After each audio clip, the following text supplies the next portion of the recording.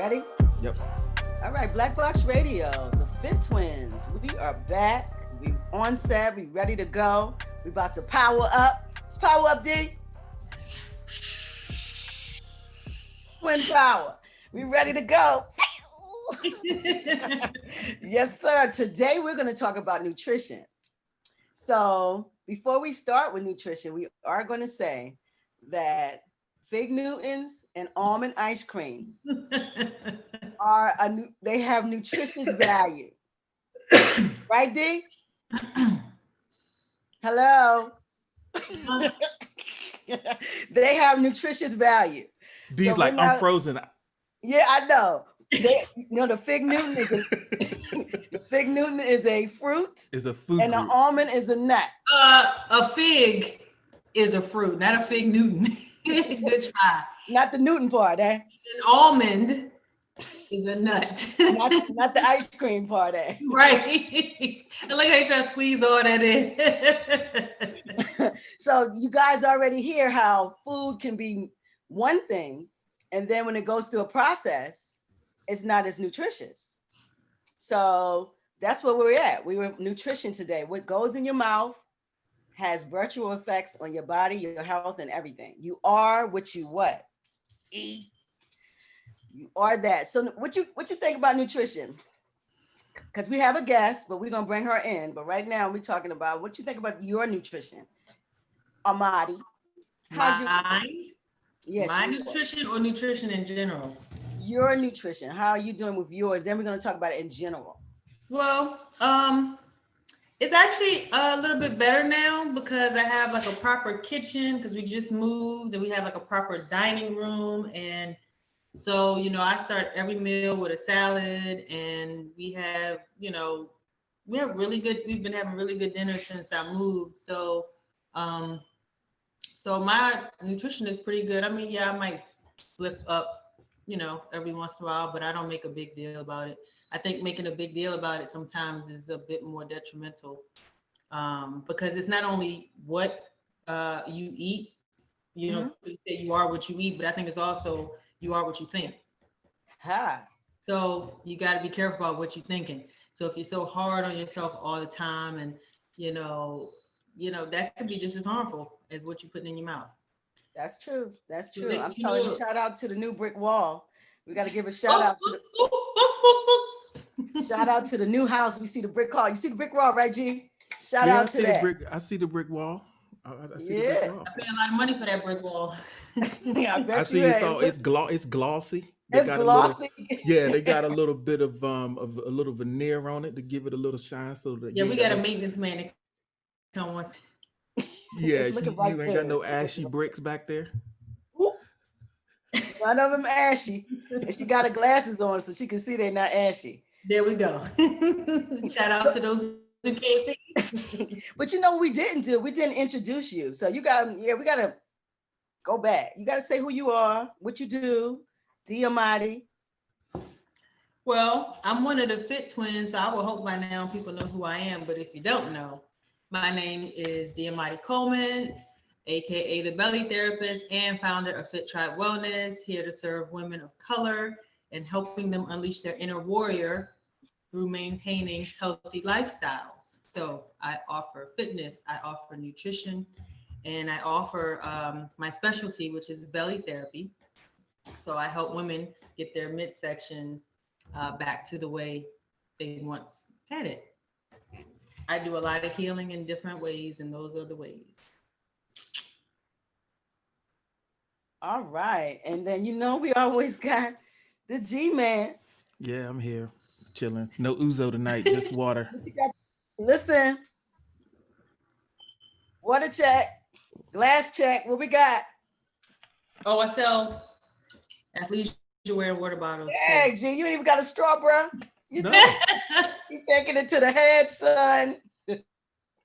I repurpose my bottles. What you got in there?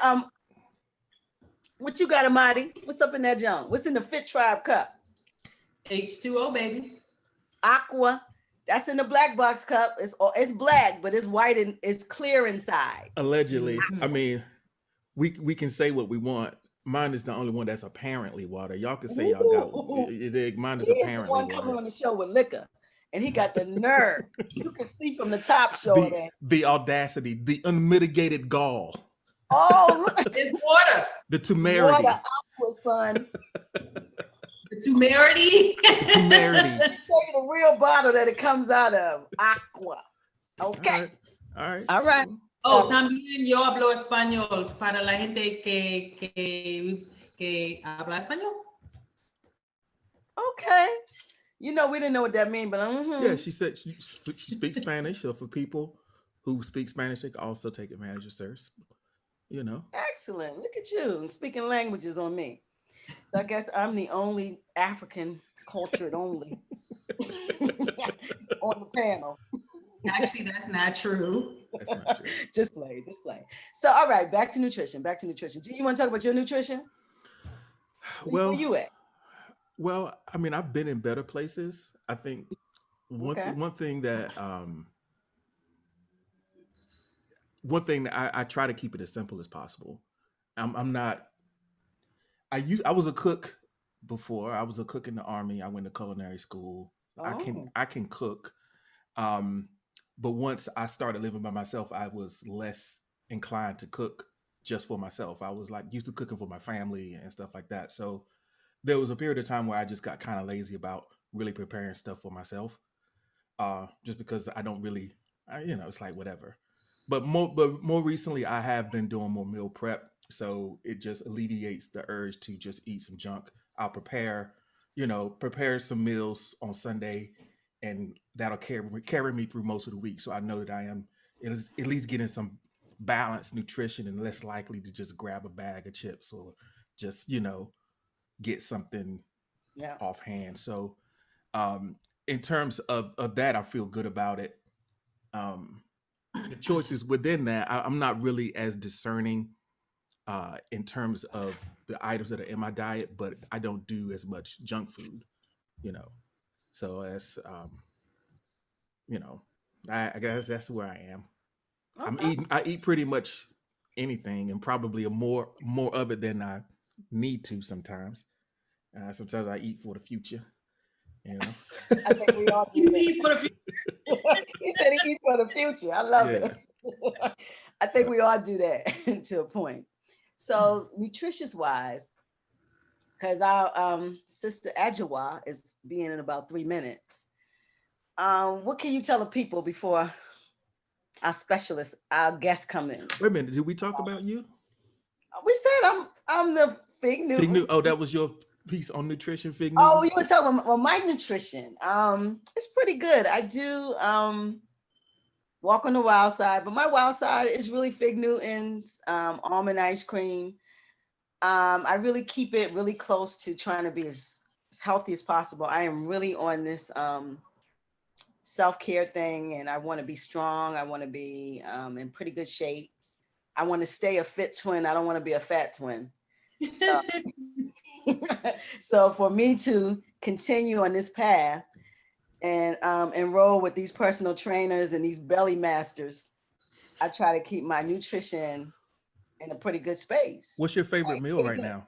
Like, what's your favorite meal? Like your favorite thing to eat I'm right eating now? these, but I like these Beyond Burgers. Have you tried those? Have you guys tried those?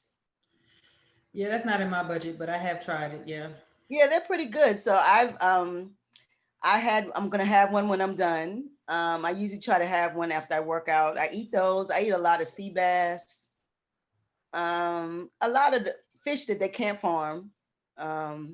I'm eating green beans right now and some fish. That's like dinner. But tonight I have a protein burger, the Beyond Burger. But I stay within the realm of that. My biggest problem is I love eggs. I want one of them every day. Maybe that's a fried egg. Maybe that's my issue. But other than that, I do pretty good. Why do you say you have your issue? What is that? One fried egg is an issue? Egg come from chickens. I don't do too many meat. I don't do meat at all hardly. So but I don't think I ever give up eggs. I just really love those. It's my favorite food. So I try to have 3 times a week, but I sometimes do 4 to 5 times a week because I really like eggs. But other than that, I do pretty good. I think. you know, you get on me about my fig Newton and all of that, but other than that, I do pretty good. I don't really eat outside of I prep everything. I don't eat outside. I eat eat from my own hands. So I do pretty good. Pretty Good. good. Yeah. Good. Yeah. I'm a converted fat girl, so it's hard for me sometimes. I've been fat all my life, so you know, when you get smaller, it's hard to give up those habits, you know, and the mindset. You always think like a fat girl. You know, it takes like you said, you default back to where you used to be. So I really try to stay in the moment. Adjoa. Adjoa. Adjoa. Oh, excuse me. Adjoa. Hello. Hello. Adjoa. How's everybody? Good, good. Our special guest is here. Whoop, whoop, whoop. Ooh, and so it's Adjoa. Yes. Adjoa. That's a beautiful name. Oriyomi. Oriyomi. Oriyomi. Oriyomi. I'm gonna say it's the Adjoa. Let me see. You didn't phonetic that one out for us. No, So. I know, right? Let me stay over here with Adjoa. Okay. How are you? I'm wonderful. How are you all doing? We're doing well. I love that puff to the back, sis. Everybody puffed out. I gotta. Love the Thank back. you. I love yours too, and yours too, and yours too. GB love yours too. Yeah, it is what it is. Those days are over. There was a moment when I first got out of the army that I was like, you know what? I'm gonna grow my hair out now. I'm gonna see if I could get me like some braids, and you know that was. But you know, my joint had already went too far back to try to start doing all that, so I It just didn't had to work out. keep it where it was at. It's all good. I missed the boat on that. Okay. It's all good. It's all good. Well, we are so blessed to have you tonight. Oh, I'm so glad to be here. And we're talking about nutrition. So we had a pre-conversation, me and you, right? Mm-hmm. Okay, so she knows about the disclaimer for the fig Newton and the almond ice cream. We talked about that's nutritious in my world. But we're here to kind of give the people some tools and to talk about nutrition and how it affects your body, your health, and everything. So kind of take us in and what you do and what nutrition is to you. So I think for me, nutrition is life. You know, I'd like to start there. And as I shared with you, sis, earlier, I come from the perspective of holistic nutrition. So I think that we nourish and we nourish the mind, we nourish the body, we nourish the spirit. You can't leave any of those out. Those are like your pillars of health, right? If one of them is broken, then your foundation is sagging. And so you have to address all of those areas, in my opinion, to have optimal health. So that's the direction that I move from is in terms of looking at the triad, looking at those things to help people to maintain optimal health. Now, just from a dietary perspective, I think it could be very simple. I think things are made very complex intentionally in terms of helping people to figure out what is uh, the best way to approach nutrition. And I like to just think it can boil down to simple principles of definitely eating whole foods, eating foods when they're in season, eating foods, when your body tells you to, as opposed to eating just because you're bored or you see somebody else eating, and so something triggers you or you to eat, or eating out of emotional response. So if you focus in on those things, hydration should be a significant part of that. So making sure that don't you say no hydration around us. We all go. Hey, next time you say hydration, I'm gonna go get. The next time you say hydration, I'm gonna get lotion. We're gonna keep it completely moist around here. Okay. Well, and you know what? If we're drinking our fluids, particularly water, in the way we should, sometimes we don't need all of that extra stuff that we put on our bodies, right? Right. But you know what though? It it seems like no matter how much water I drink, these hills. Wow. Um, you got into some of your main points, but I feel like we don't even know who you are yet. So So, as part of my main point, I guess I just live that way. So I just assume like that's me. But so I can back up and tell you a little We bit need to yeah, know about. because who I'm you are. curious about you. I'm like, you bringing the signs, Okay.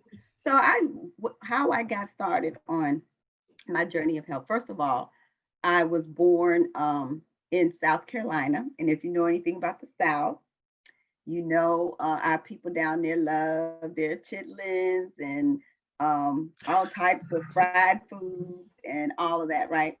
So of course I didn't partake in that. I just never, never liked that type of stuff. But anyway, that's the basis of where my origins are, right?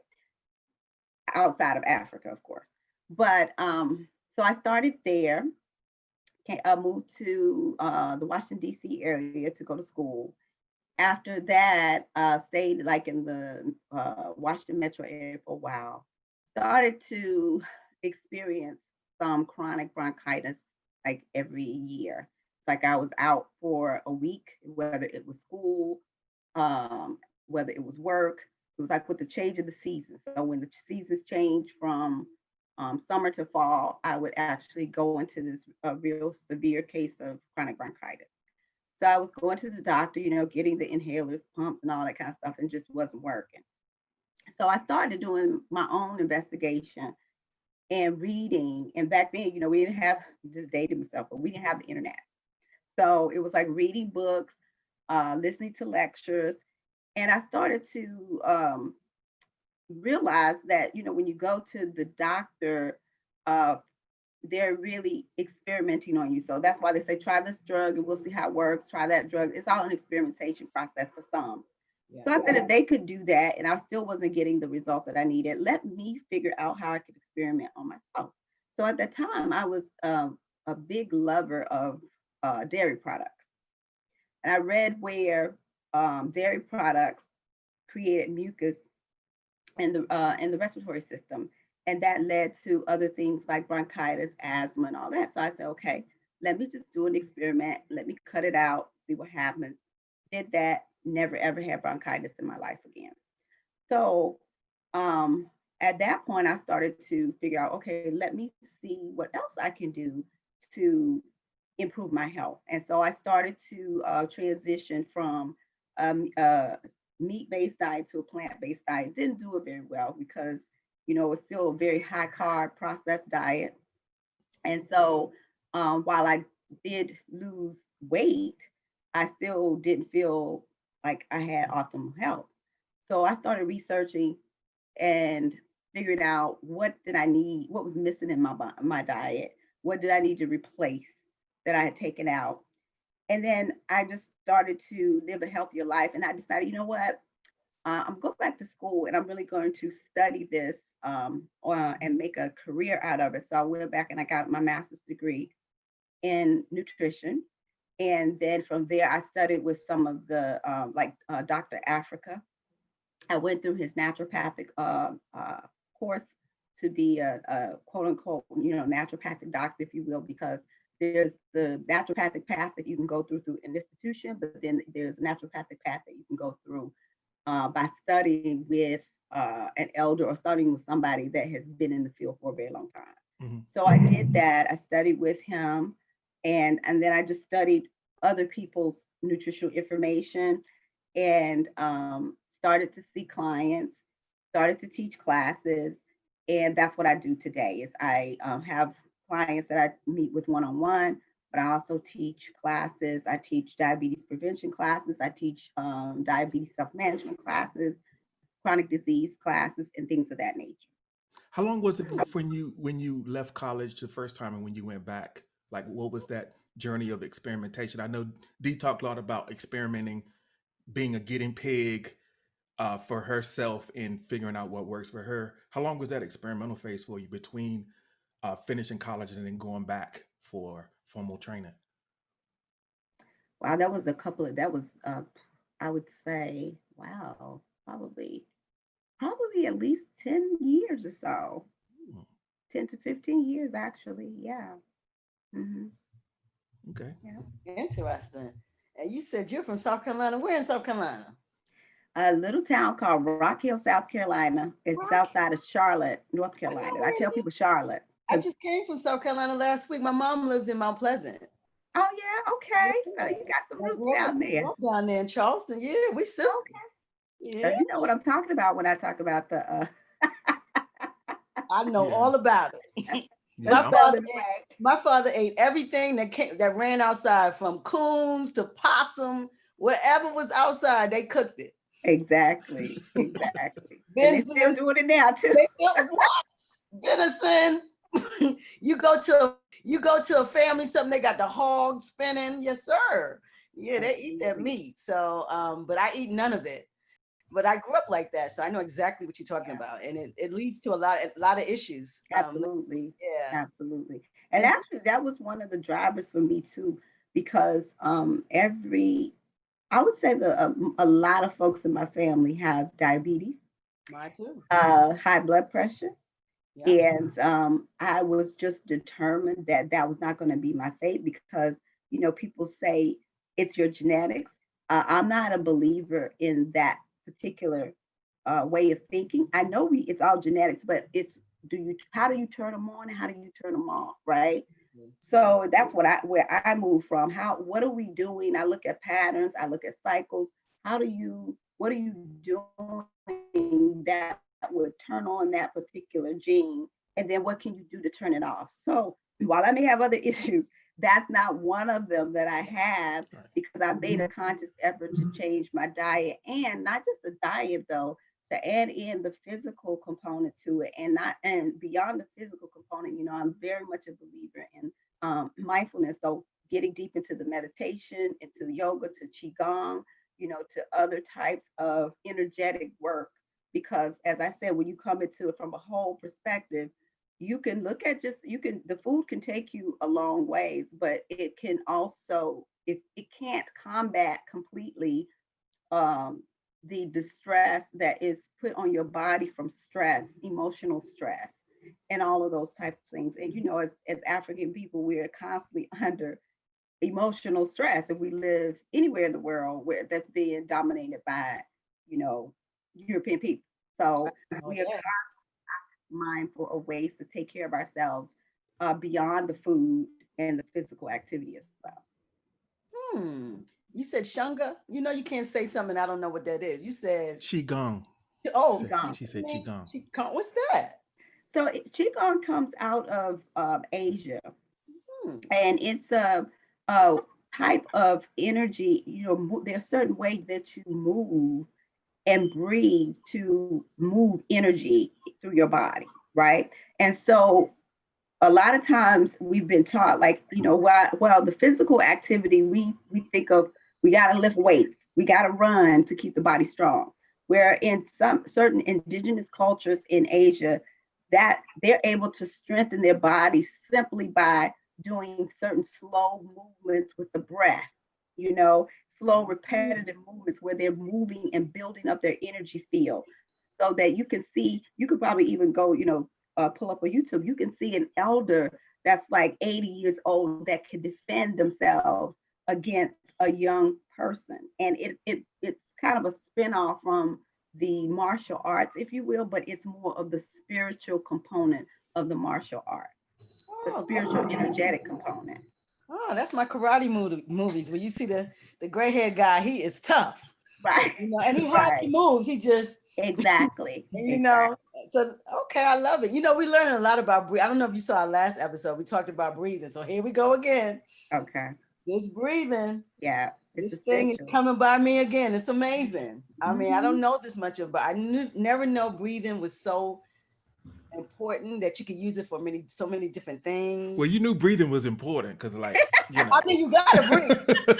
But and let me see, just stop for a well, second. you You see, gotta breathe. you But can I figure did how not know. important breathing is in about 30 seconds. I Just didn't stop doing it. inhale, exhale can make you more healthy. That you can lose weight. Amadi has me breathing every night to lose some pounds. So I did some yoga. So I'm just learning a lot, and I did comedic yoga. Oh, And wonderful. yeah, that started in Ethiopia, and there's a young lady here that teaches it. It's amazing. And so I'm learning so much. So that's why I can eat my fig Newtons and my almond ice cream. You, the, you also the, have a brother, a wonderful brother, a brother Kwesi Karamoko, who is in Baltimore now, who teaches Kemetic yoga. I used to study with him for many, many years, Wow. Kemetic yoga. So you have another resource over there too, of a brother he's phenomenal. I mean, he's like 6'3", 6'4", can do a straight split, and just because he's just that flexible. He's been doing Kemetic yoga Yeah, that for so scares long. me. Woo. I appreciate your pivot away, how smooth you pivoted away from the fig Newton. That was real. Ain't That no was real. sweat. That was Okay, real. okay. That was real Tai Chi of you to redirect that energy away from the fig Newton back to Tai Kemetic Chi. yoga. Yeah, that was I real. was full of air. What you say? You gonna start practicing your splits? Oh No, no, I didn't say sir. anything about that. I don't know where you got that. I was talking about that segue back into the Kemetic I would yoga. love you to split. That would change this whole Zoom call. But no, Hey, I see you pivoted from and that's what we talked about. Stay away from the fig Newtons. You're doing good. I like you already. You keep it up. Keep up the good work. But since I told you it's about balance too. I'm It is. big on balance. So if that's your one thing, it can be so much. It can be so much worse than that. Thank you. See, you got to stay around. You got to stay around. But look, I don't know the whole conversation, so she right, might be setting me up, y'all. So right, yeah. Because jump in here and let me know. I never have an ally, so I appreciate that. But you're also you're a certified Reiki instructor, right? So what is that? I always hear what is that? It's another form of energy work. So it's almost like if you think about the old school days when people say lay hands on you and you heal. So it's also you can either touch someone or you can actually be keep your hands at a certain distance off the body, or you can send distance. Reiki is almost like you're sending energy through a prayer to someone, right? So again, it's a technique, an energy technique that comes out of Japan primarily, and you just like I said, there's certain hand positions and places that you place the hands on the body to help to rebalance the energy in the body.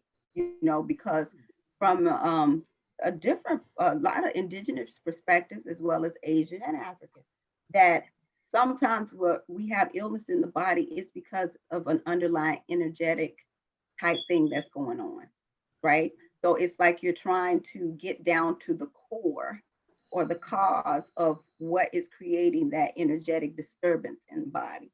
And so the Reiki, the Qigong, all of those types of things, yoga too, all breath work, all of those types of things get at that, or they help to get at that imbalance within the energetic balance within the body. Did you come I'm actually across that certified during? level 1. I never told you that.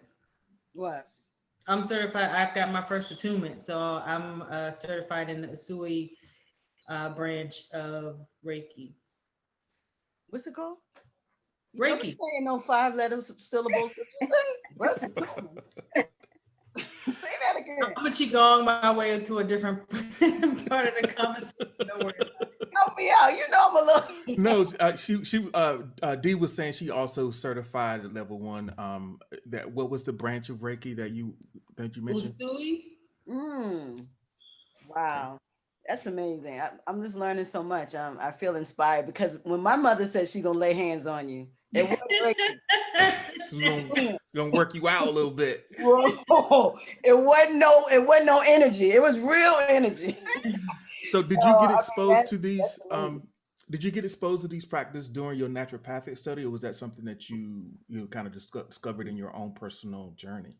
It's my own personal journey because I just love, I just love to research and I love to try different things. And once I open myself up to, it's interesting because, when I decided to become culturally and politically conscious, then everything else just opened up for me. Then I was, because for me, initially what sort of held me back from those things was like being brought up under certain traditions. And, they have their place for people, but for me, for my person needed to be outside of those traditions in order to expand myself and allow myself to grow and to be open to other things.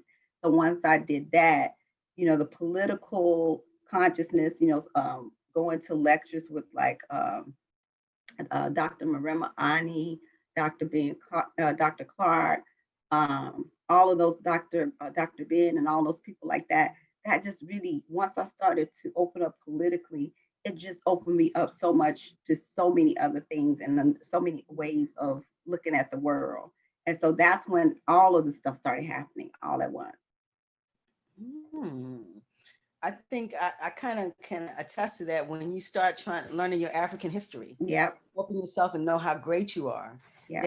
Then you understand that some of this westernization that's been pushed upon us, it doesn't sit well with you anymore, Right. And I was brought up as this devout Christian, and that really doesn't sit real well with me anymore. And I needed more. Yeah. And as I got more, I wanted to be more healthy. It's a lot of more things that I started, gravitating towards because I went past what I was taught. Yeah.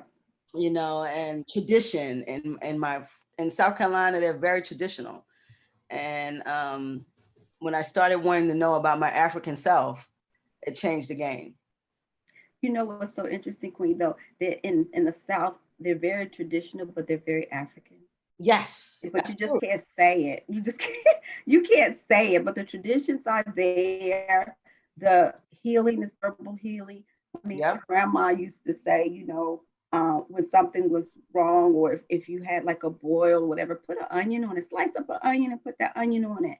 Or, she would have us, like my great grandfather actually had really diabetes real bad to the point where his leg was amputated.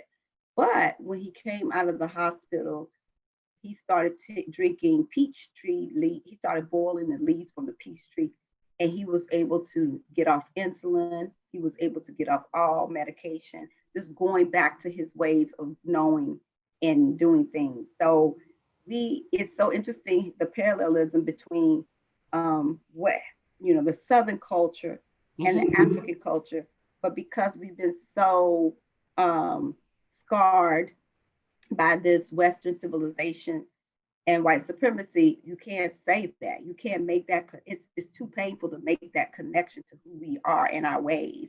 So therefore, we live it. You just can't call it that, though. So you're so right. My mother I remember when I was young, I got a pencil lead in my hand. She put some on and put some pork fat on top of it. I went to sleep the next morning, the lead was in the pork fat. Yeah. I mean, all of these ailments, she makes this something. If you have a cold, the next morning it's with it has corn liquor in it, but it has other stuff. And when you take one drink of it, he looks back at his stash. I'm telling you, cold people can't play with that tonic. Exactly. She makes these things, and she's never had any, but she learned from her grandmother. Yeah. And she makes these things, this tea and things. When I tell her I'm sick, she tells me what to do. And it's amazing. It's all remedies. So she goes and gets this bush in Georgia, and she makes a tea from it. And she got stopped by the cops, and they told her she was moving drugs across state lines. I said, "You're going to jail making tea."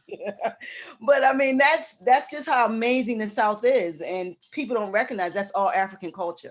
That is it. Yep. That is it. Yep. Amadi, you step in here, twin. Talk to Adjoa.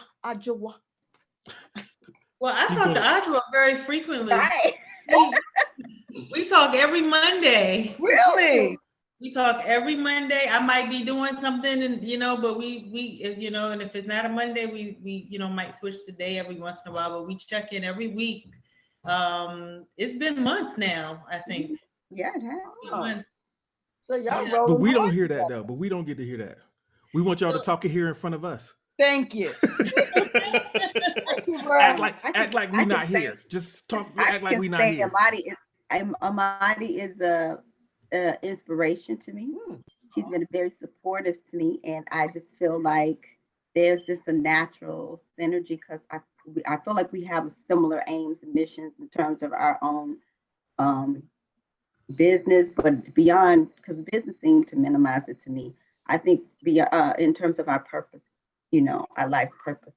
And Mhm. so we just kind of vibe off with each other, whether it's around fitness, it's around nutrition, it's around her belly therapy. We just try to feed and support each other in that way. And I just love it because, we get to prove and show to the world that, it's not true. Sisters can work together. People can work together. Our people can work together.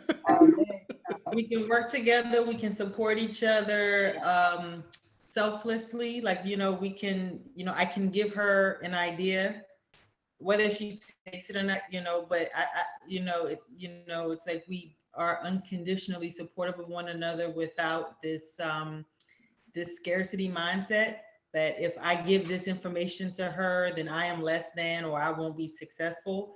There's none, it has never been any of that from the day Right. we were introduced. Yep. And That's amazing. we've done a focus group together. Mm-hmm. Yep. I helped Adjoa put helped her support her in her focus group for prenatal and postpartum mothers. I feel like we've done other things too. What else have we done? Y'all did black box. Yeah, now y'all black box together. And this Let's next stick to folks that.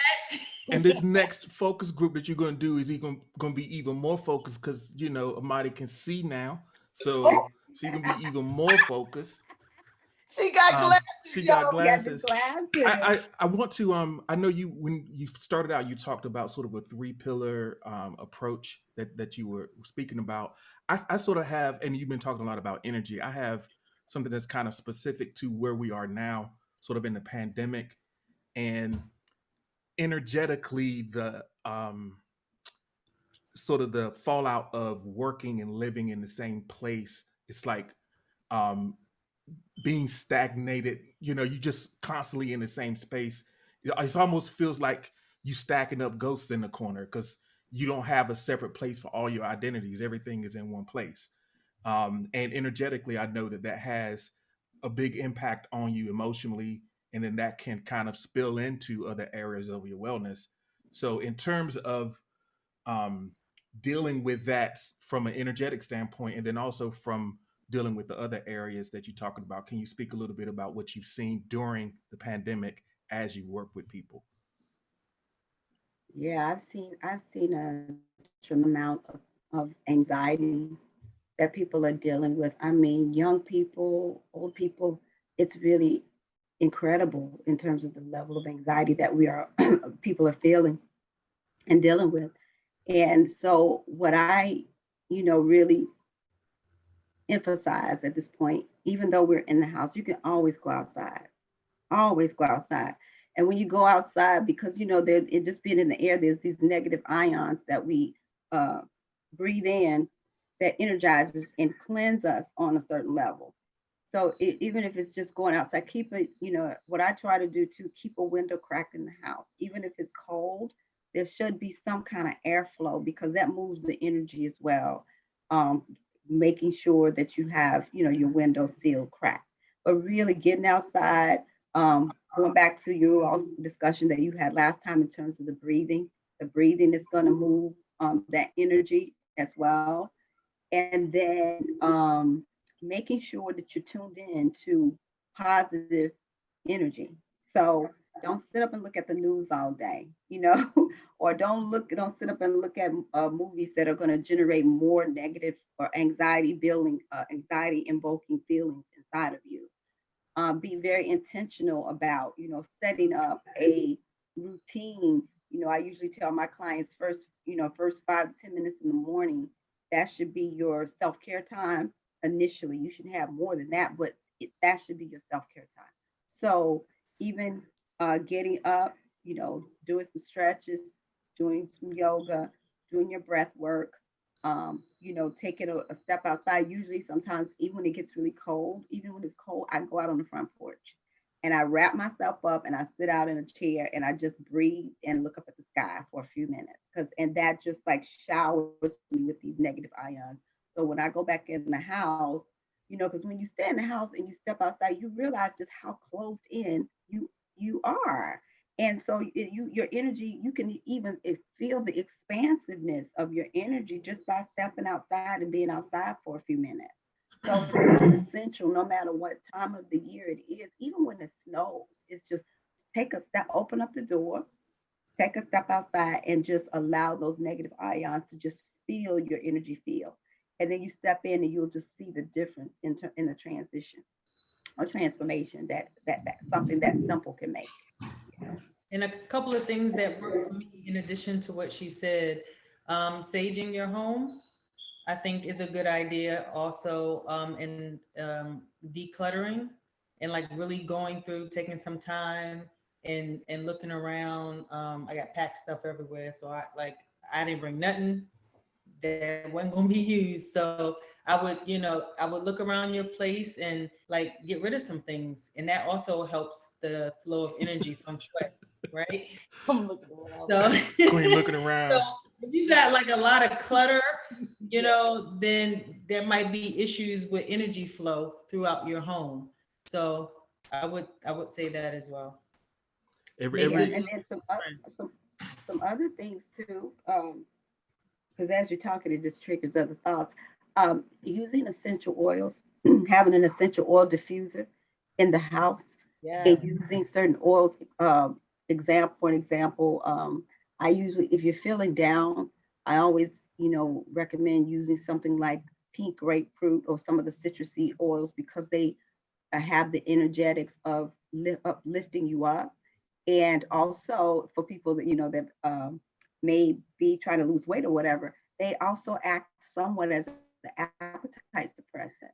So just having them being diffused in the air can help. And then if you need some more calming oils, people naturally go to lavender, sweet marjoram, chamomile, those types of oils. And even some, if you need to be inspired, peppermint is one that can do that. Any of those type of mint, rosemary, putting a drop of that in your shower can be very invigorating for you as well. So just little things. It doesn't even take a lot, but those plants have their own energetic imprint. And when you use them in whatever form, whether it's an herbal form or an essential oil, they can create and move the energy around.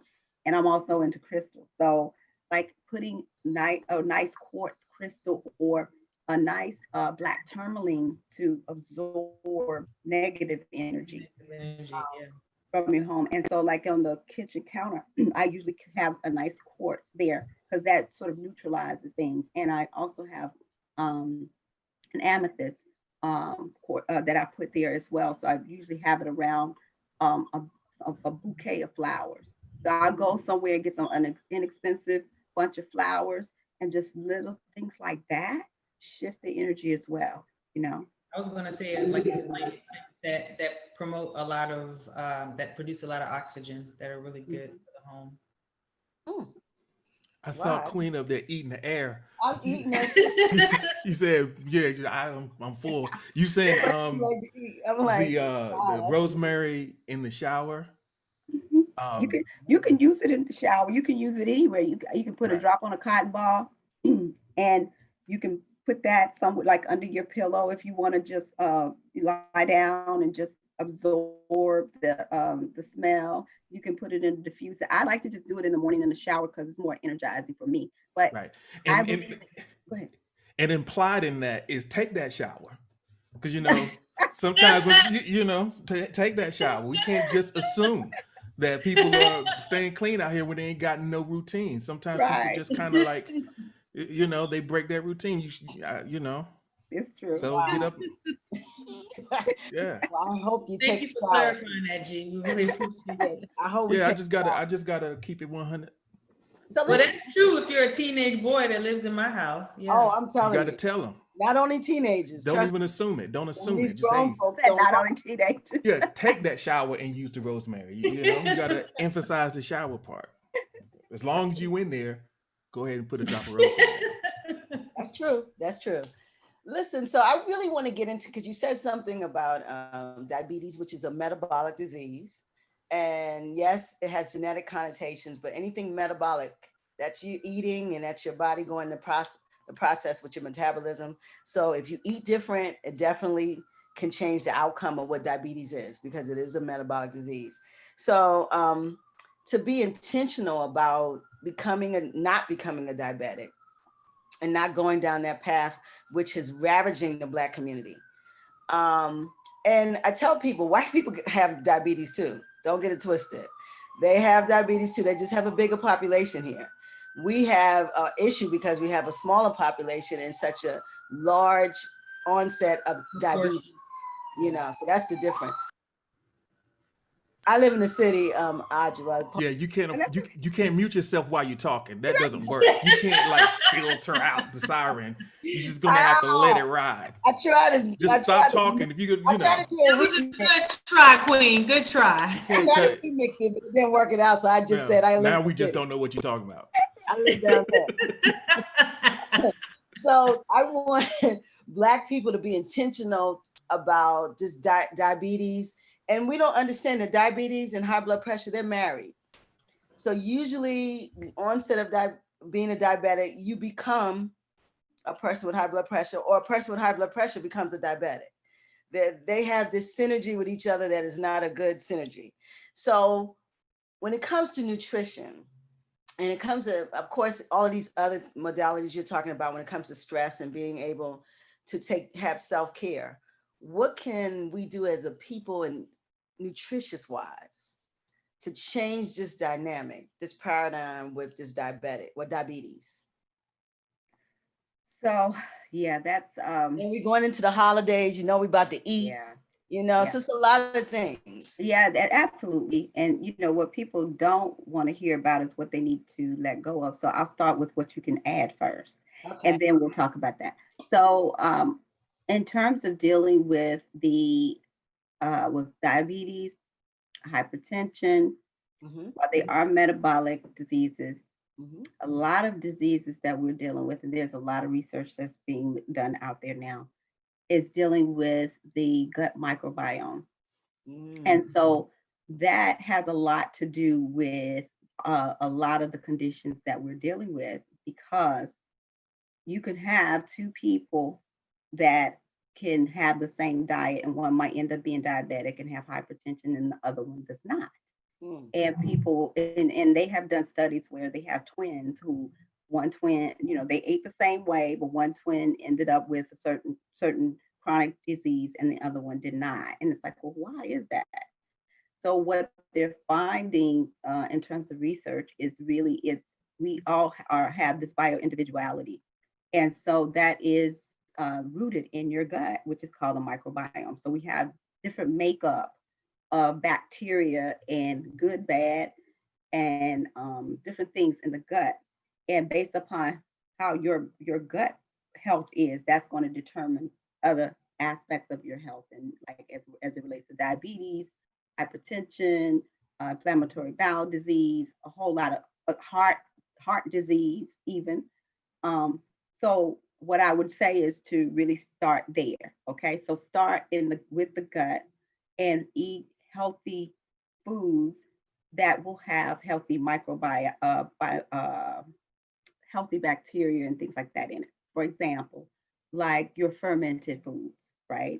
So people might think, oh, I don't want to eat sauerkraut. I don't want to eat kimchi, but it's a reason why indigenous cultures have had fermented foods that they've eaten. Sauerkraut? Yeah, sauerkraut. Sauerkraut, fermented vegetables, fermented millet. On the continent, they ferment a lot of used to ferment a lot of the grains to make them more digestible, but also to make sure that microbiome stay balanced so that to prevent diseases, right? So I would say start out with, some healthy fermented type foods, add that to your diet. You don't have to start out with a whole plate. You can start off with eating a spoonful every day. In addition to that, I would add in lots of leafy green vegetables at least, because what I find working with clients and we're teaching classes, very few people are getting in a minimum of 5 to 7 servings of vegetables. Now, people eat more fruit, and even that is lacking in some cases. But start off with your green leafy vegetables and different type of vegetables because they have your phytonutrients, your phytochemicals. They have like your greens, all those things. They have a lot of the minerals that you might be missing in the case where people have diabetes or hypertension. Sometimes they are low in magnesium, they're low in potassium, and those things can be balanced when you're eating more of that and getting that in your diet. So I would say eating a lot of vegetables, increase your vegetable and fiber intake. Fiber is key as well. So on average, a woman should be getting 25 grams of fiber. That's minimum.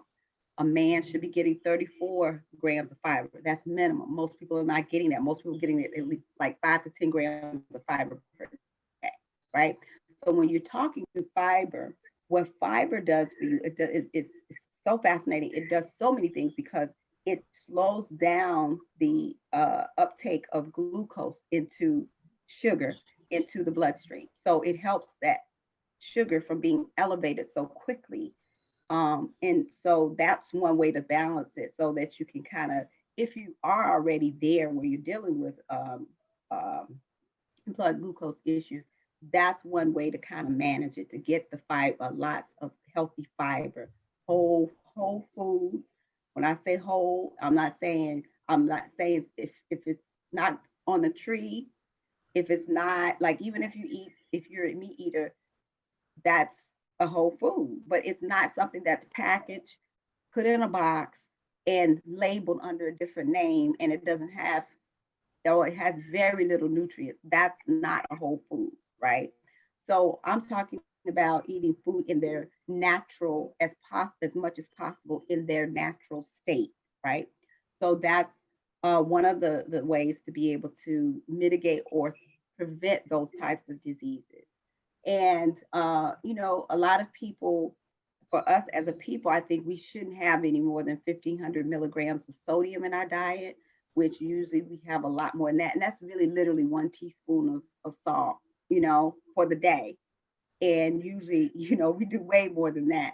So starting from that perspective of adding in those wonderful nutrients before we start taking things out. Now, you do have to take some things out, and you do have to modify certain things. So I teach people too in terms of, yes, you can have certain things, but we have to focus in on our portions, right? You can't just allow yourself to eat an unlimited amount of processed carbs or whatever. Now, if you want to eat an unlimited amount of veggies, uh, non-starchy veggies in particular, that's okay. But you want to look at how are you managing your food on a daily basis in terms of what are you putting on your plate. And ideally, you want to start with like maybe even a 9-inch plate. That's what I tell people, start with like a 9-inch plate and just visualize a circle, that plate in the circle, and put a line in the middle. And I think half of that should be raw vegetables. It could be a salad, it could be different types of things like that. And I then see the the other face palm. half, you can put that other half, you want to cut it up into quarters. 1/4 that can be your protein, and then the other quarter that can be your steamed or cooked vegetable, right? Because there's another principle called food combining. So a lot of times we eat our proteins, fats, everything together, our starch, our proteins together. Well, that's not optimal for your digestive system. That's just what we had to do for survival. Our beans and rice, that's what we did to survive. But now that we know that those things are not necessarily the best way to eat, then you have to start looking at how do we transition away from that to where we're combining our food better so that we're getting better digestion, right? So the portion size, it's very important, and the combination of what you're eating is very important. And then in terms of really getting to the point where you are eliminating the processed carbs, because what I find is people Is, talk is about Fig Newton a processed carb? Would that qualify as a processed carb? You know what? I asked voting. the question and I did this to myself. Right. When I did it, well, I added in a whole heap before I said, okay, Well, at least I'm doing my water. right. So, people say, they hear the word carbs and they think that's the enemy, right? Carbs is not the enemy because your vegetables are carbs, your fruits are carbs. You don't want to eliminate those, but people are more willing to eliminate their fruits because of carbs than they are processed foods, right? They still want to hold on to their bread. They still want to hold on to all that stuff, but they will let the fruit go because they've been told that that elevates their blood glucose levels. So I would say you understand a carb is not a carb. You got to understand what kind of carb you're dealing with. It's particularly when you have blood glucose issues and hypertension. So eliminating the processed carbs or at least minimizing those can be very helpful.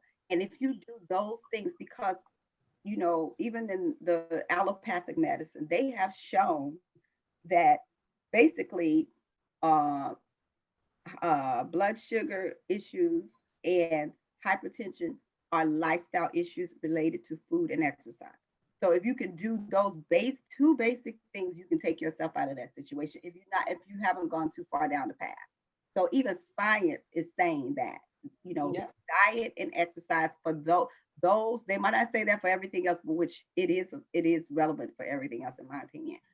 But for those are two chronic diseases that they themselves say, if you can do those two things, you can move yourself out of that zone of being a diabetic or having hypertension. So it can be just that simple. And there have been studies that have been done by the CDC to show the effectiveness of metformin, which is like the number one drug that they give for people, the diabetics, versus lifestyle changes around food and exercise. And overwhelmingly, the people in the food and exercise group were able to not become diabetic. They were looking at pre-diabetes actually. They were able to prevent themselves from going into a diabetic state more so than giving them metformin, because that just slowed the process down, but it didn't stop them from becoming a diabetic. Wow. Can you talk a little bit in terms of diabetes about some of the foods that may contribute to acquiring this disease? Because I think a lot of people assume it's the sugary foods, and I feel like based on my research that may not be the case. So can you talk about that?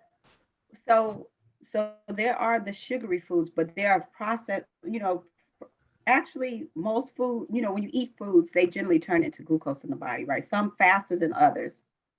And there's a whole scale of the glycemic index and all those types of things. And there's certain foods that you eat on that will actually increase your blood glucose levels that are not sugary foods. So there are like the refined foods for sure that may not have sugar in them that will elevate their blood glucose levels. Refined foods, I'm talking about processed foods.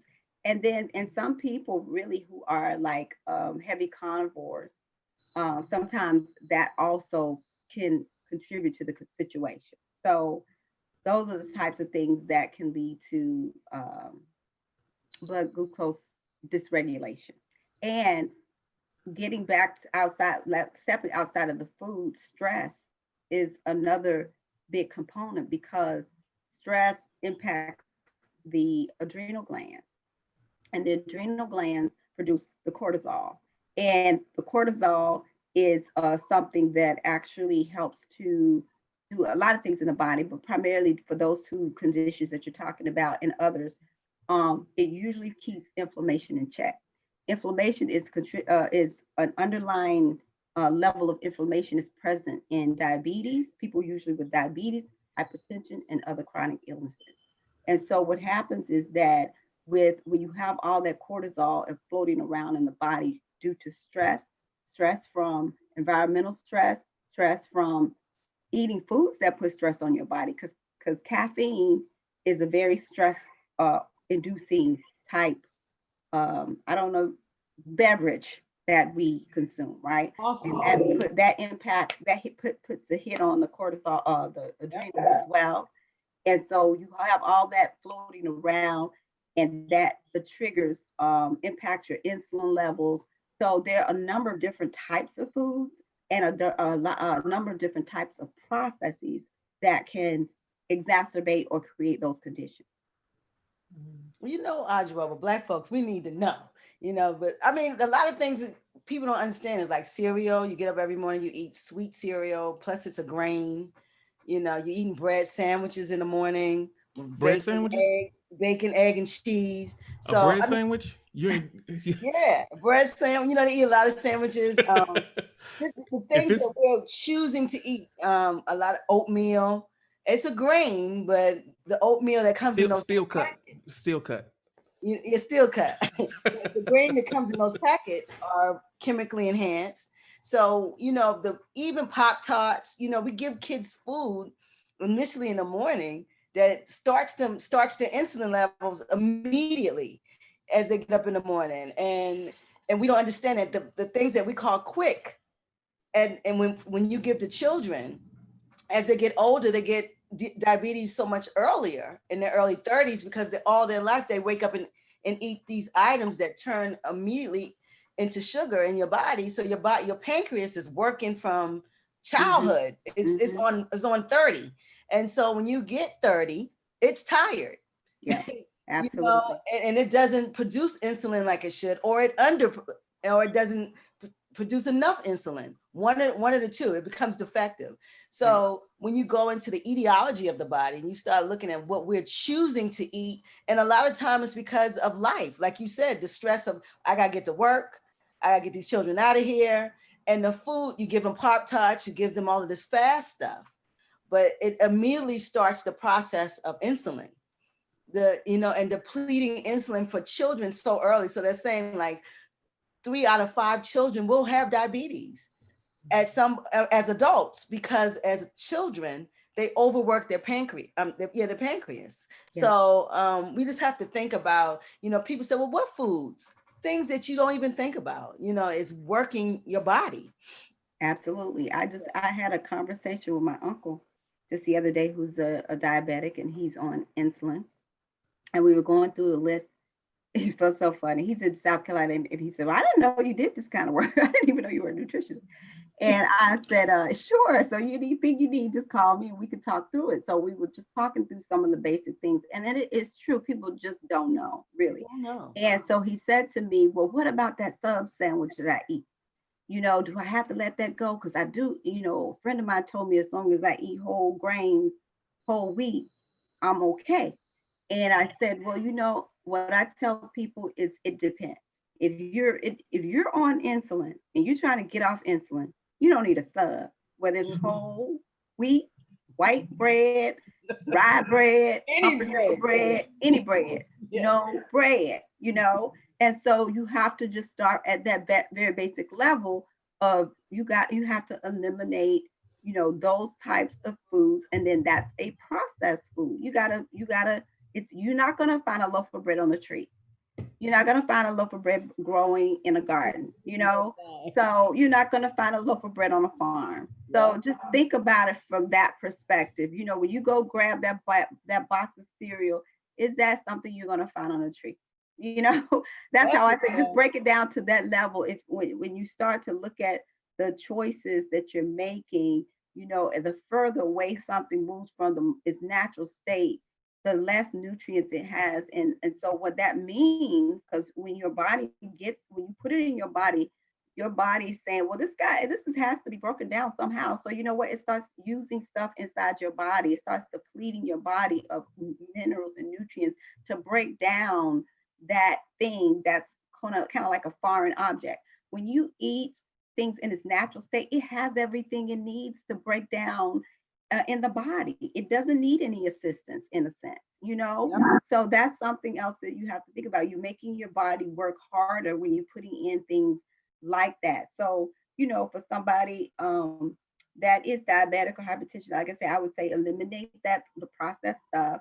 Minimize, I would say minimize the amount of if you're a meat eater, minimize the amount of meat that you're eating, because we know that with hypertension, it actually taxes the kidneys, and so does protein, right? So when you're putting a whole lot of protein in your body, you're on medication that's already a possible side effect is that it's going to possibly damage your kidneys. Now you wouldn't putting, because kidneys is, that's where your proteins and all that stuff is kind of filtered out. So you want to be mindful of managing the quantities of certain types of foods that you put in your diet.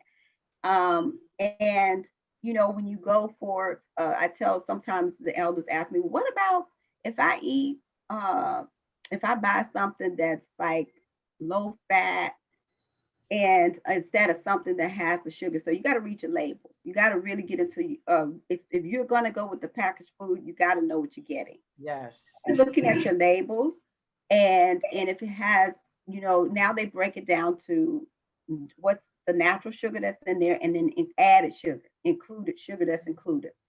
So if you see that it has something with added sugar, you want to pause on that, and you want to say, if I'm diabetic, this is probably not something that I need to have.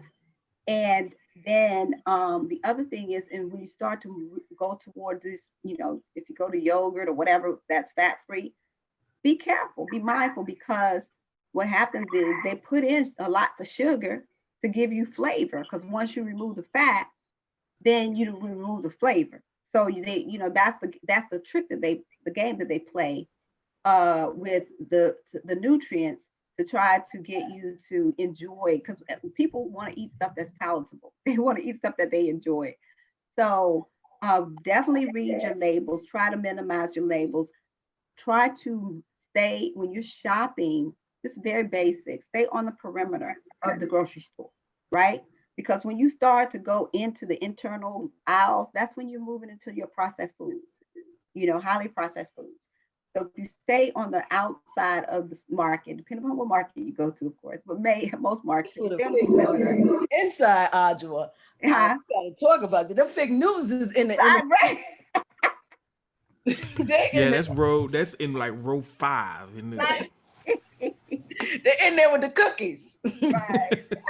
But you're right though. Stay on the perimeter. And try to keep that image of, okay, my plate, if I have to create a visual image of a plate, and I am not one that believes that we have to eat 3 meals a day. I think we overeat in this country.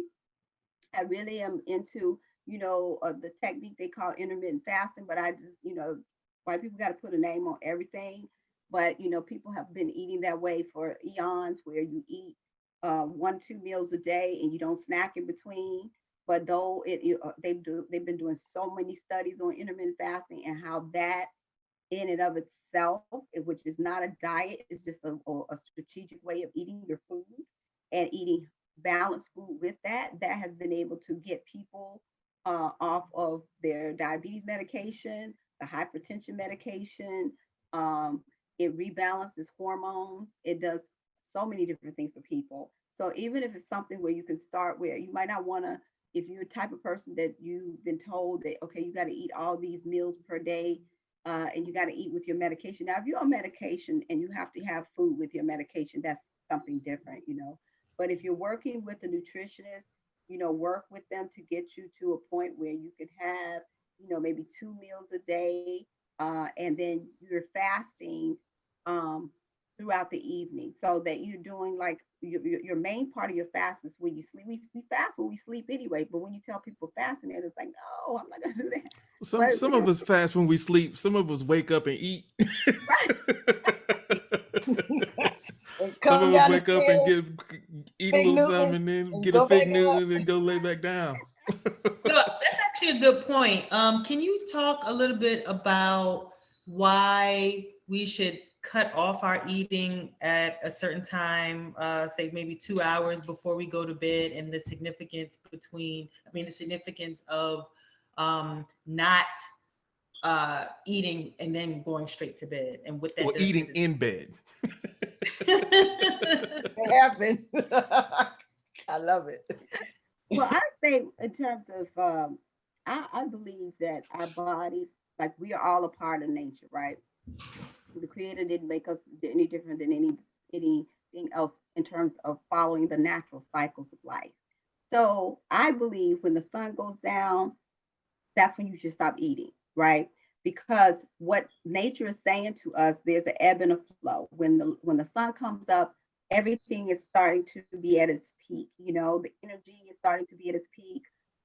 Flowers, plants, all those things are, coming into their own because they're getting the peak of the sunshine, and so are we.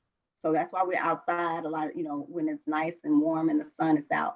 But then as the night starts to, as the sun goes down and night approaches, everything calms down in your environment. It starts getting quiet, this, and so should we.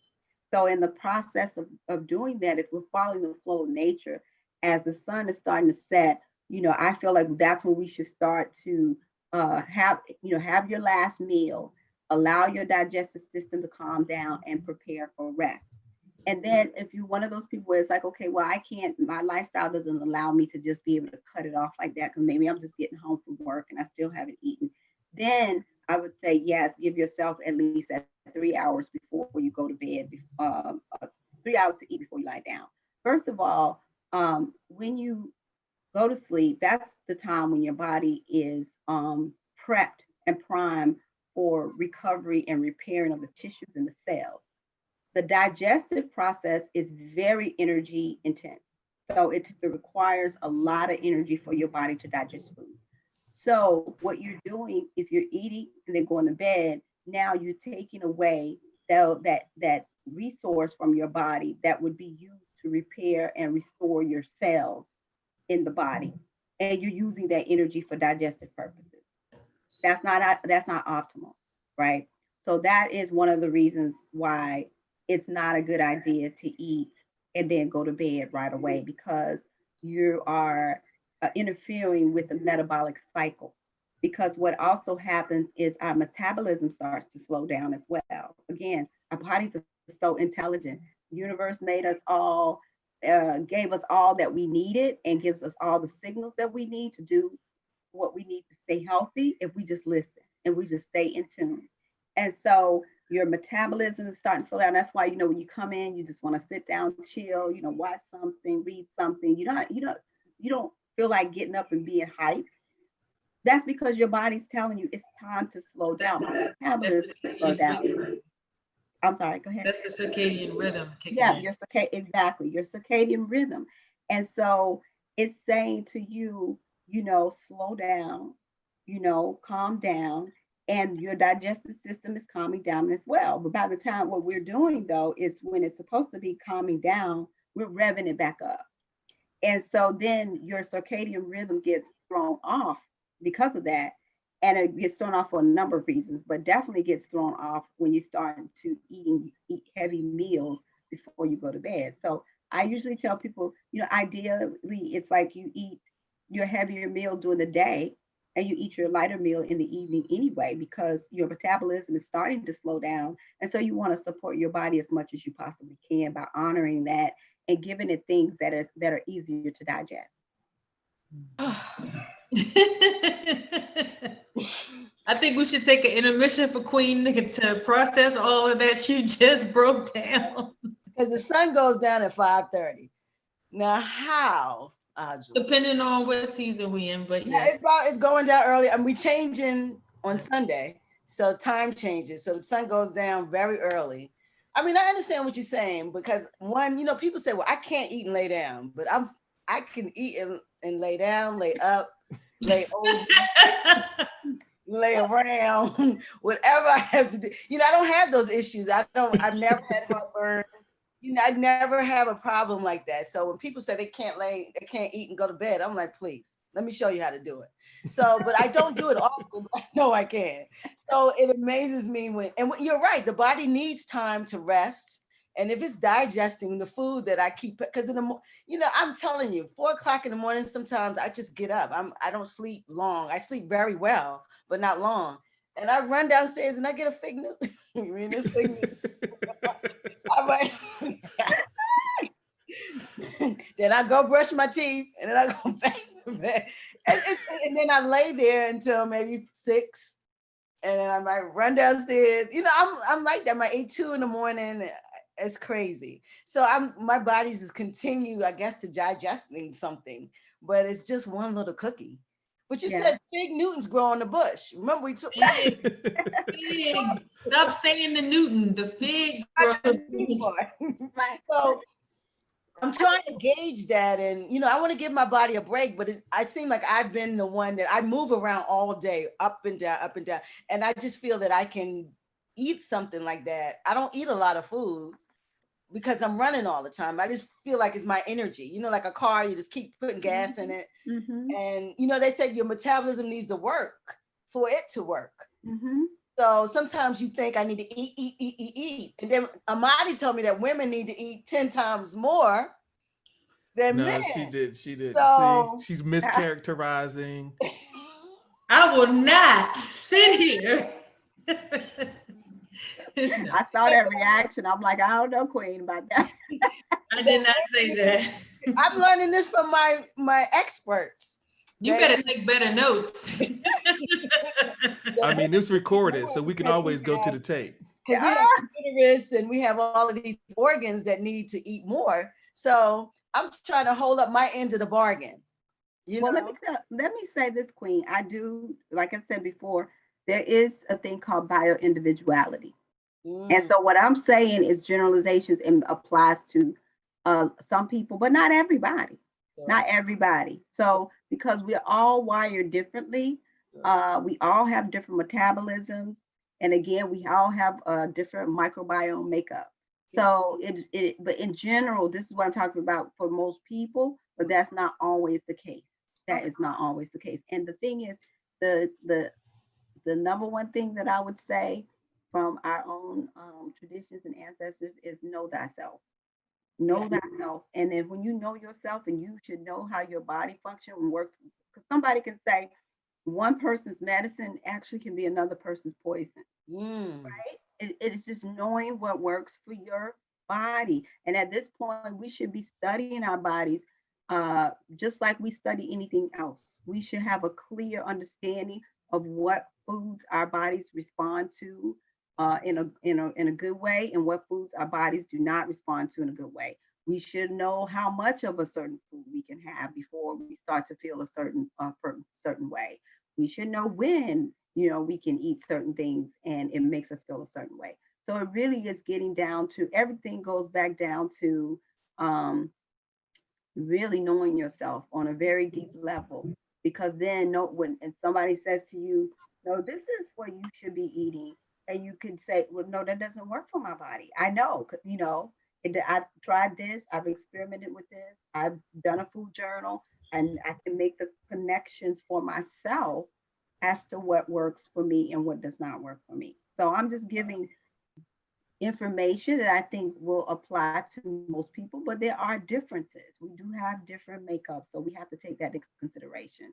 And I remember reading this raw food book that this sister from it was a raw food cookbook that this sister from the Hebrew Israelites did many, many years ago. And in there, Dick Gregory said, you can meet people who eat really healthy raw food, quote unquote healthy raw food vegan diet, and then you can read somebody who's eating the belly of the pork, and they are in such different, they can be in such different places, because the person who's eating the belly of the pork, their disposition in life is so different, and they're so happy and they're so healthy, and yet this person who walks around and they eat all this raw food or all these vegan foods, and they're miserable, and their health is reflected in their health. So food, I mean, it's so complex. It's not just one simplistic thing that you have to do to maintain your health. It's so many different pieces and components that feed into that healthy being that you want to be. That's true. I just wanted to talk about bad habits, because sometimes you learn bad habits. Like, I learned, like, my mother was fat, I was fat. We learn because of how we're eating. So sometimes it happens in your family. You look at a whole family, the kids are fat, the parents are fat.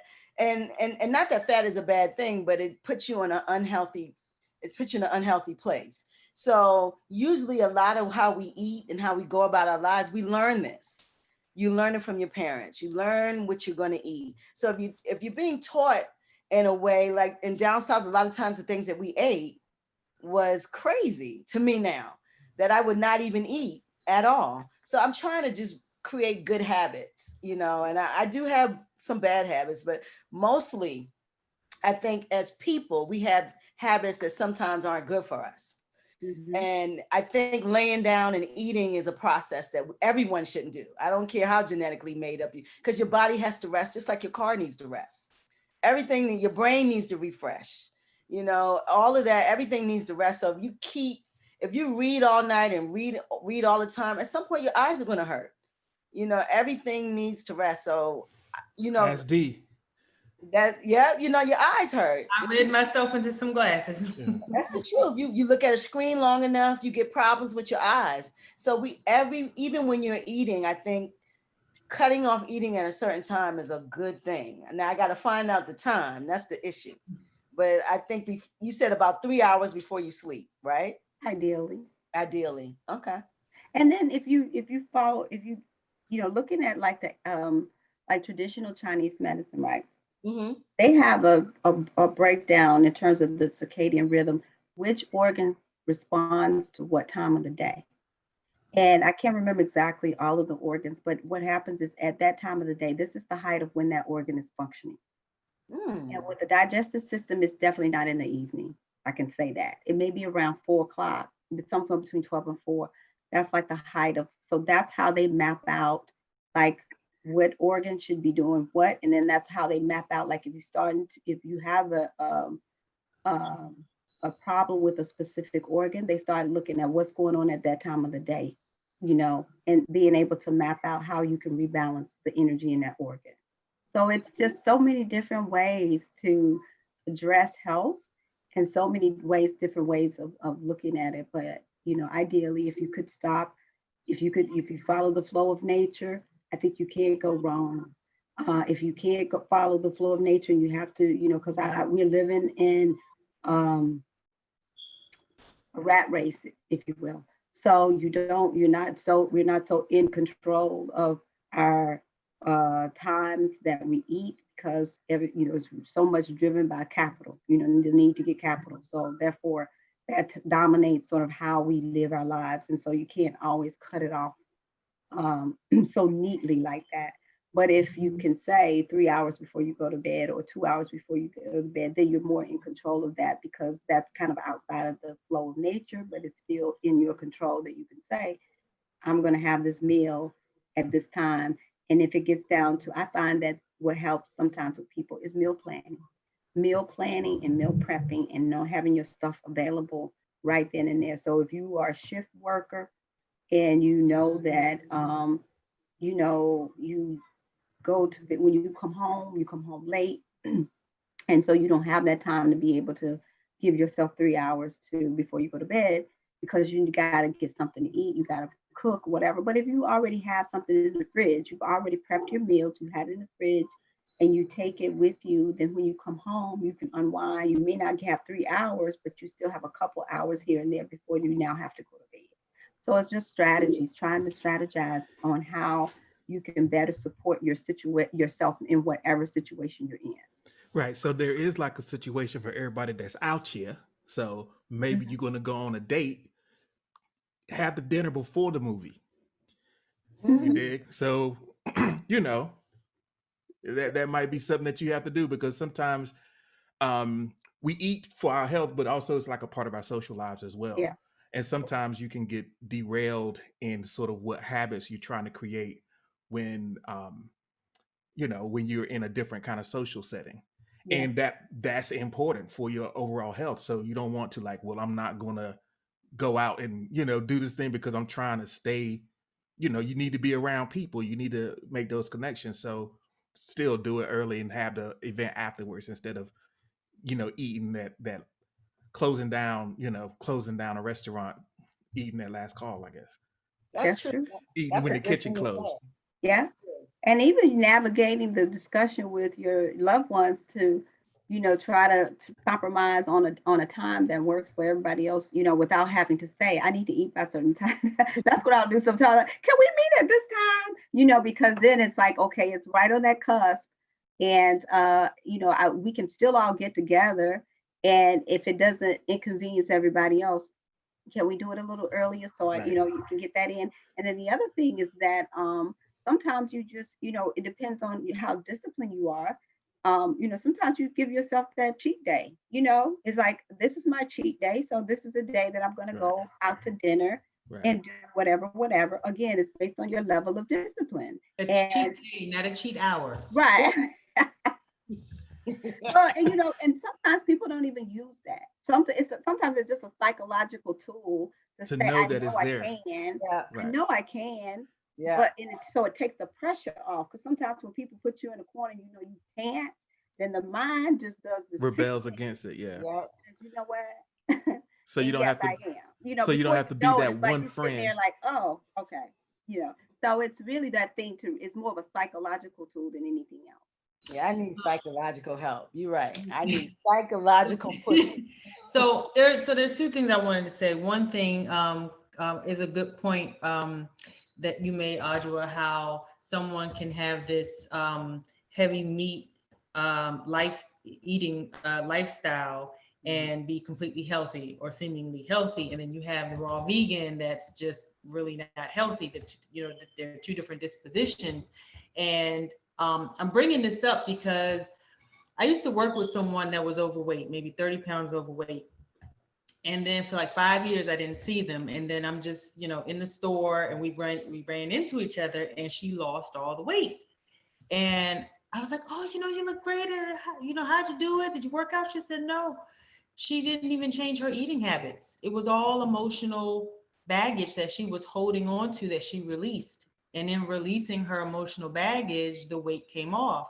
And I'm saying that to say that I have come across a lot of people who exercise 5 days a week, they stretch, they juice, they eat right, and the scale doesn't move.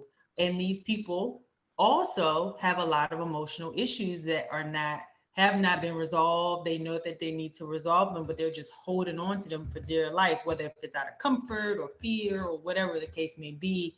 So I think that the viewers should also take into consideration not even just the way of eating, but again, it goes back to the mindset. It goes back to how we think about ourselves. It goes back to emotional trauma. So again, like you said, it's such a complex thing. It's not necessarily just nutrition at the forefront of it. And the other thing I wanted Adjoa to talk about is, again, holidays are coming up. And that wonderful subject of like ouzo drinkers, like alcohol, liquor, the spirits. If you talk about, like, what does it actually do to the body? What why do we want it so much? I know, or I guess I can ask G, why does he want his ouzo so much? I don't drink. Just So water. before you get into that, I feel like I'm being attacked just a little bit. No, because I drink wine. I mean, I drink occasionally, so no, it's not an attack. No, it's not an attack. No, no, but you can go ahead and answer. There's no need for me to, it is what it is. No. So the question is why? Why? Well, what does alcohol do to the body? Liquor. Okay. Liquor and drinking. Before I answered that, I wanted to make a point, bring up something about what you said regarding the client that you saw that had lost the 30 pounds or whatever, and the whole thing about the emotional component. There's a book called When the Body Says No, and this doctor, he's really studied how we carry so much with us, and it impacts our health, whether it's weight, whether it's just emotional stuff that we're carrying from our childhood, and how that has such a tremendous impact on chronic diseases. And they have really studied that piece. So I just wanted to say that, because I don't think that people realize that connection. And it was so wonderful that sister was able to make the connection and understand and let it go, because we don't tend to do that. Yeah. Mm-hmm. When the body says no? Okay. I'm looking it up. We don't tend to do that. And what happens is we do find ourselves in situations where we are now faced with cancer, and other diseases that is correlated to a lot of anger Yep. and a lot of emotional issues. So just wanted to say that piece first. In terms of the alcohol, though, and what it does to the body, it definitely, we know that it impacts the liver. Excessive alcohol can lead to fatty liver, and we know that can be a fatal condition as well. The drinking of alcohol can actually impact the blood glucose levels. But now it's really interesting because alcohol can actually lower your blood glucose levels and make you almost become hypoglycemic, especially if you're taking medication along with that, like diabetes medication. Yep. Now, the the thing about it, the sweeter things, the sweeter alcohols, like your sweet wines and all that, that's sugar loaded with sugar. So that's going to eventually, it's going to spike your blood glucose level. Even though it may dip down, it's going to come back up and it's going to spike your blood glucose level. So it's hard to be able to maintain that. And what it does is it really puts you in depending on how much you're drinking too, it can put you in a path of becoming a diabetic. And now you're talking about dealing with other risk factors such as losing your eyesight, amputations, neuropathy, where you cannot, you lose feelings in certain parts of your body, poor wound healing. Yep. And it also can impact your sleep. So some people think, oh, let me take a glass of wine, it's going to help me sleep better. Actually, it doesn't. You don't get into that deep realm of sleeping when you're drinking. Now, when you're drunk, you may be somewhere else altogether, but your body isn't interpreting that in terms of it being in that deep realm of sleep where it's actually in its restorative state, right? So that's another way that impacts you as well. And it also can lead to quicker aging. So, that's why you see people who are alcoholics and you're like, we're the same age. Like, really? You're like 80 years old. It's so hard on the body in so many different levels. And when you're drinking excessive amounts of alcohol. That's true. And it's the only drug that's absorbed by your tissues. And so alcohol, it's legal, but I think it's the worst drug out there. And it's 9 grams of, was it 9 grams of fat per calorie or something? Yeah, it's just the worst drug out there. And you know what, the queen, the worst drug out there is sugar. Yeah. Oh no, sugar. You're sugar right. Is the most. It's right. More addictive than cocaine and heroin. Yep. Cocaine and heroin actually, when you take them in, they actually work on a little center of. They light up a certain center of the brain, area of the brain. But when you take in sugar, it like lights up the whole thing, like a pinball machine. So it's constantly like lighting up different areas of the brain. I was saying what we denote as drugs, from alcohol to heroin, and I think alcohol is the worst out of those. But sugar, maybe PCP. Back in the 1600s, they used to keep sugar on the top shelf in the pharmacy because it was. People don't believe alcohol is so bad, but it is the worst. Well, I mean, like I said, maybe PCP is worse. PCP, the actions of the tripping is worse, but what alcohol does in the body, right? Well, on a long-term effect, it's all bad. It's all bad. It's all bad, but alcohol to me has the underlying factor that it is the worst. But no drugs are good. I don't drink, so I think. I actually read a book years ago, and it is, what was it, From Chocolate to Morphine. And it talked about it defined what a drug actually is, and it's any substance that you take in that alters the state of the body. Oh wow. And that can be chocolate, that can be morphine. And so they talked about a whole host of other substances in between those two extremes. So that was a real interesting way of looking at it, because there are some teas that they put in that book that, like herbal teas. And it's like, because it has caffeine in it and it alters the body,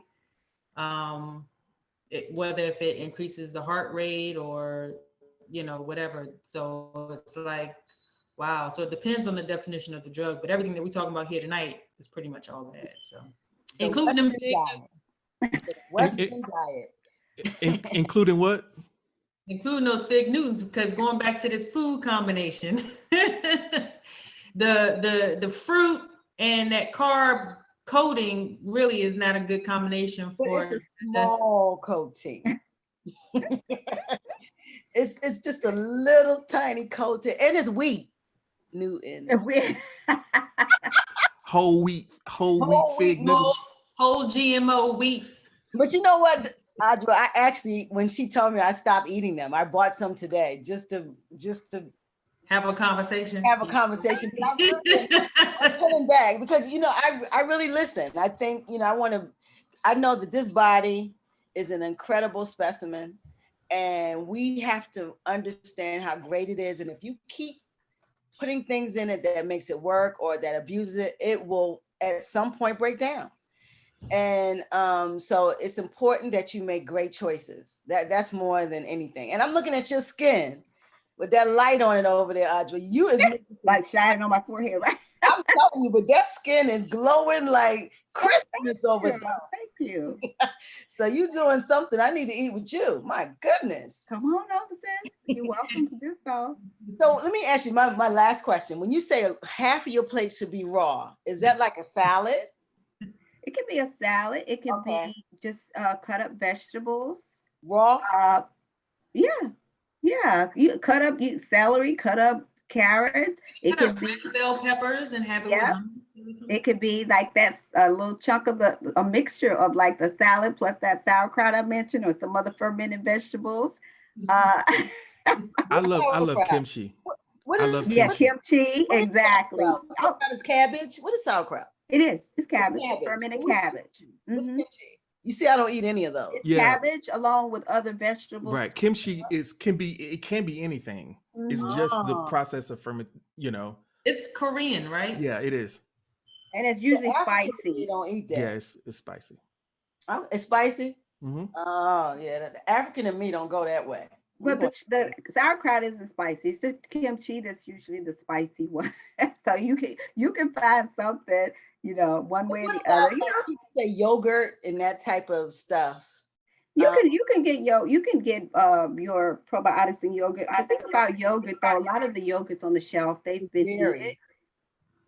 Say that again. A lot of it's dairy too. Well, they even have like the coconut yogurt. They have almond yogurt. They have the soy-based yogurt. They have different kind of yogurts.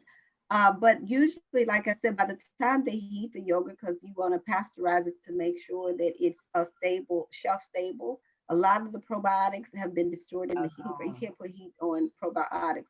So ideally, if you could make your own. I do that. I do make my own yogurt. I usually make it out of either coconut milk, and I will get a probiotic, a little probiotic tablet, and I'll put the contents in there, and I make my own yogurt. Or I'll use what's called, you ever heard of kefir? Mm-hmm. That's another fermented drink. I get the kefir grains. They're not really grains, but they look like grains, so that's what they call them.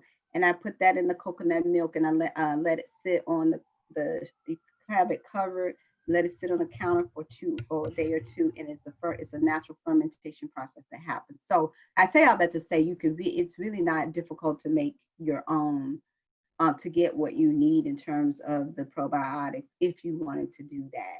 But there are some healthier brands of yogurt that you would find at like your health food store, but they haven't heated it, but they usually are very expensive, but they do have more of the live probiotics or live bacteria in them.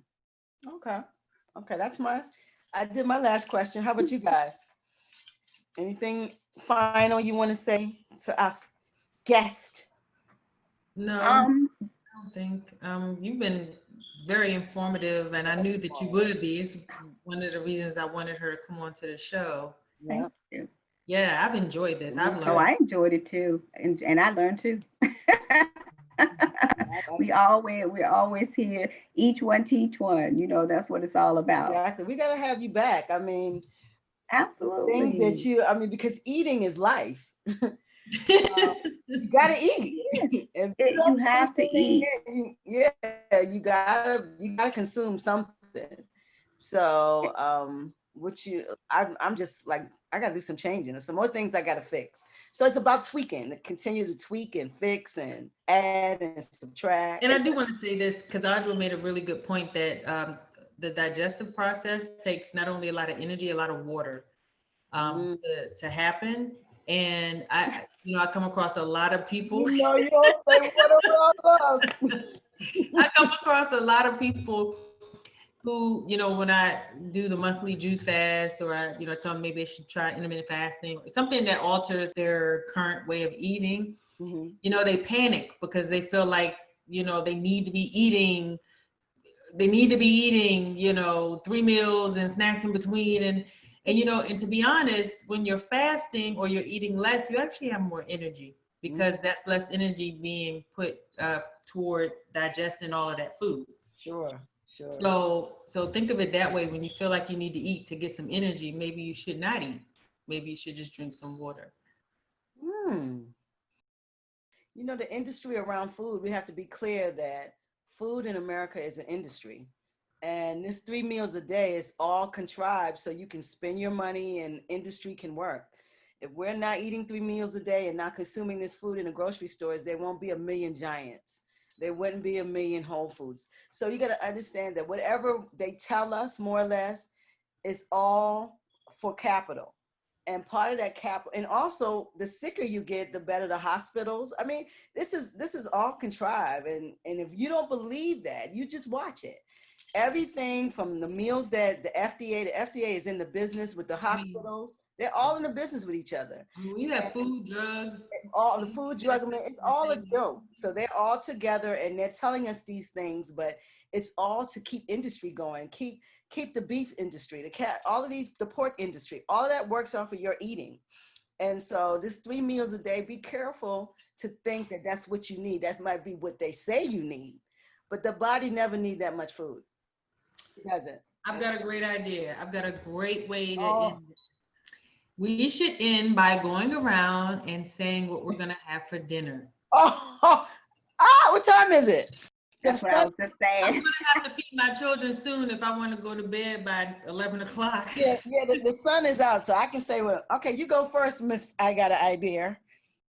All right, so we're going to have salad. And I made a really big pot of lentils with a whole bunch of vegetables and coconut milk. Wow. I'm embarrassed. Let me sit back. G? Oh, I already ate. So what did you I'm going to step back. You didn't ask what we had. You said what we're going to have. So I'm just going to fall back on that. You don't want to say what you had? Come on. I had some spaghetti bolognese. And yeah, just a big plate of spaghetti with meat sauce and some garlic bread. Yeah. I'm not really sure what spaghetti bolognese is. That's a little out of my pay grade. We stay with spaghetti. You done put a bolognese on there. What's that? Yeah, I mean, it's just it's the spaghetti that you think it's what you think it is. It's just your basic meat sauce. It's got carrots and yeah. Okay. But I made it with fresh vegetables. So. Okay. Is it my turn? I'm gonna have Beyond Burger with some snap beans and 2 spoonfuls of jasmine rice. That's my dinner. And water. So for myself, my dinner time is over. What I had, yeah. Wow. Yeah, I usually I don't eat this late. What I had for lunch though, I had a big bowl of salad, and I made a almond tortilla, almond I used almond flour, made a tortilla shell, and I put avocado. I had some different types of sauteed peppers in there, red, green onions, and I had a salad, and then I ate I would say maybe half a cup of almonds, and then not almonds, cashews, and I may eat a half a cup of roasted sunflower, pumpkin seeds. And I had lots of water, and I had a cup of tea. And so that's it for me for today. Really? Mm-hmm. come on. You cannot come on here and embarrass me. What the heck? Really? Oh my Days when I eat more than that, but today that's just, I go with, it's raining outside. I haven't been moving around that much. I've been sitting, on the computer. So I also modify my diet based upon how I'm moving during the day. And I didn't work out today. So, I don't have that much need for high energy, for a lot of energy. So that's what it's going to be. And I might have a cup of tea before I go to bed tonight and some water. Because sometimes what I do is I'll put ice in the water and then I'll chew on the ice. It's just because it's not that I'm hungry. It's that sometimes I just want to chew. So I'll use the ice as a substitute to be able to help me with that. So you're not going to eat after lunch. So there's no more eating tonight. Right now I go through the cycle where with my intermittent fasting, I'm doing 1 meal a day. I don't always do that. During the week, I do 1 meal a day. And then on the weekends, I allow myself to do 2 meals if I want to. But right now, I'm just I like to play around with stuff just to see how it's going to make me feel. And seasonally, I'll do different things too, just to see how it makes me feel. So that's amazing. I want to be like you when I grow up. Oh, no. That's amazing. That is amazing. Wow. Thank you, Amadi, for introducing that game. We won't do that again. Right. With Trying to put everybody on blast. We will not do that again. Not with a nutritionist. No way. What was you thinking? I thought it was quite informative. Let me get some water on that. Shoot. Thank you all so much, though. It's been such a pleasure. I really, really enjoyed it. It was like sitting in my living room or sitting in somebody's living room, because I don't have a fireplace in the living room. And I was just sitting around the fire with a group of friends, and they just felt real nice and comfortable. So I so appreciate it. Well, I'm so glad you was comfortable. I thoroughly enjoyed you. You have such a calming spirit, even though you're laying down the law. So calm. Well, that's why, my business called The Nurturing Way. I really try to be true to that, right? Right. Mm-hmm. But I'm gonna eat them fig Newtons tonight.